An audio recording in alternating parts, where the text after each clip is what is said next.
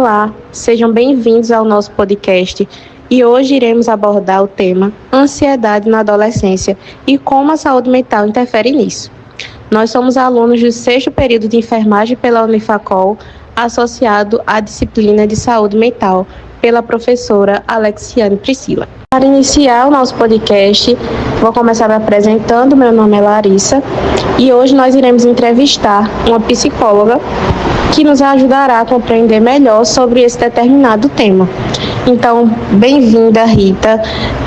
Seja bem-vinda ao nosso podcast, que você possa abordar de forma clara e breve, tirando nossas dúvidas e as dúvidas do pessoal também sobre esse tema tão recorrente. Olá pessoal, meu nome é Rita de Cássia, eu sou psicóloga clínica. Atualmente eu atuo como psicóloga escolar em uma escola particular no município de Orobó e também atuo na área de saúde, na Secretaria de Saúde Municipal. Sou coordenadora de saúde mental e também já atuei como psicóloga dentro da área de atenção básica nos PSFs. Então vamos dar início. Para iniciar, Rita, hoje em dia os adolescentes passam muito tempo nas redes sociais. Até que ponto isso pode influenciar a forma com que eles veem e lidam com as próprias emoções? Bom, gente, a adolescência por si só já é uma fase muito influenciável, né? Porque é a fase de construção de identidade. Eu tô aprendendo o que eu sou, que eu gosto, como eu quero ser visto. E a rede social, ela entra como um espelho, onde eu vou me basear naquilo que eu tô vendo para construir a minha identidade. Só que esse é um espelho distorcido. Ele pode ser editado, ele tem filtro, ele é idealizado. Quando eu pego a minha foto para postar e eu edito, eu suavizo, eu coloco um filtro, eu coloco um efeito e eu posto a idealização do que eu quero ser e de como eu quero ser visto. E aí o adolescente que não está preparado para isso, não sabe lidar com isso ainda, começa a se comparar com padrões que não existem. E isso dificulta que ele desenvolva habilidades sociais importantes, como tolerar a frustração, como lidar com os próprios sentimentos e entender os próprios sentimentos para poder reagir. Isso dificulta muito. Acaba que, em vez de elaborar o que ele está sentindo, ele busca uma validação externa constante. E aí, quando não se tem essa validação, ele começa a reagir de uma maneira diferente e desordenada. A gente sabe que nas redes tudo parece perfeito, né? Como essa comparação com a vida dos outros pode acabar afetando a autoestima e gerando ansiedade. É verdade. Nas redes a gente vê pedacinhos da vida dos outros, mas a gente não vê a realidade inteira. E o adolescente não entende isso. Ele entende que aquilo ali é um padrão real, que aquela é a realidade da pessoa. E aí ele começa a comparar a vida dele.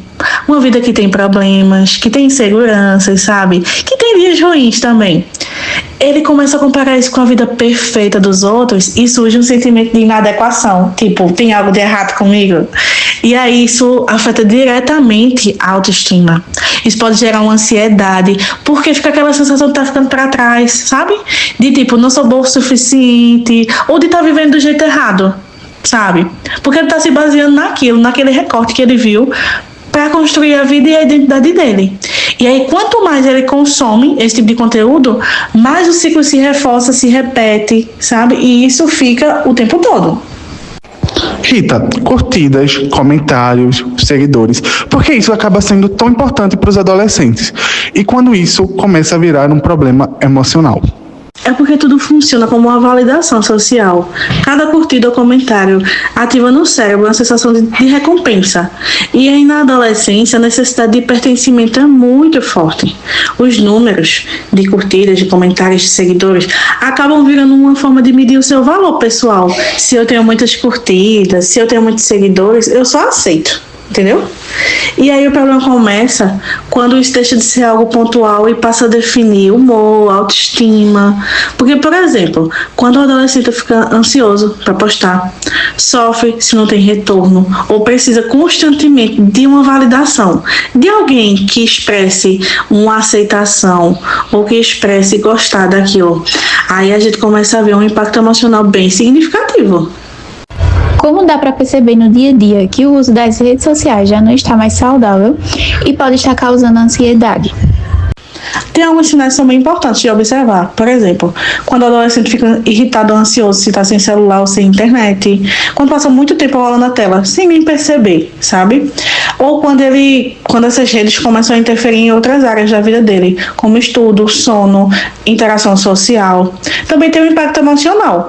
Depois de usar a tela, como ele fica? Ele fica mais ansioso, inseguro? Ele fica mais triste, mais isolado?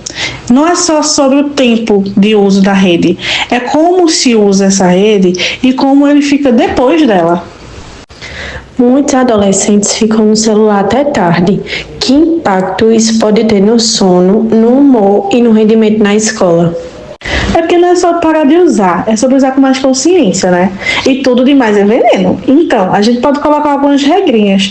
Por exemplo, ter um limite de tempo para utilizar as redes, principalmente à noite, e evitar usar antes de dormir, sabe? Fazer pausas e perceber como é que eu estou me sentindo depois que eu uso essas redes.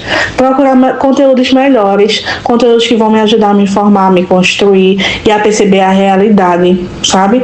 E ter uma vida fora da gente também, né? Então, ter contato com os amigos, fazer atividades presenciais, ter hobbies, coisas que eu consigo fazer na vida real, fora da vida virtual.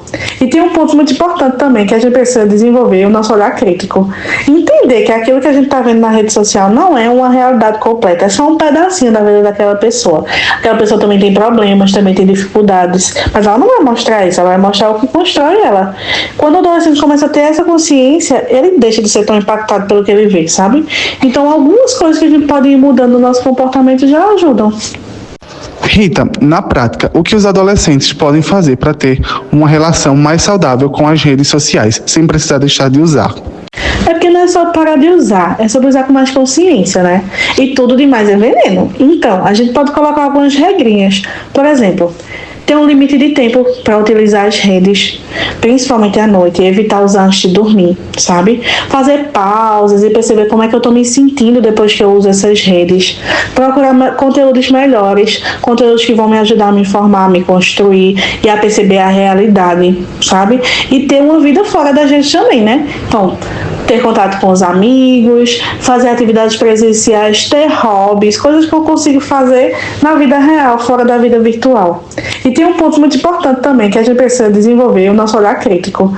Entender que aquilo que a gente está vendo na rede social não é uma realidade completa, é só um pedacinho da vida daquela pessoa. Aquela pessoa também tem problemas, também tem dificuldades, mas ela não vai mostrar isso, ela vai mostrar o que constrói ela. Quando o adolescente começa a ter essa consciência, ele deixa de ser tão impactado pelo que ele vê, sabe? Então, algumas coisas que a gente pode ir mudando no nosso comportamento já ajudam. E é isto. Encerramos o nosso podcast por aqui, agradecendo novamente a doutora Rita por toda a disponibilidade de ter vindo aqui e a você, ouvinte, por ter ficado até aqui, e esperamos que possamos ter agregado em algo para vocês. Até o próximo podcast.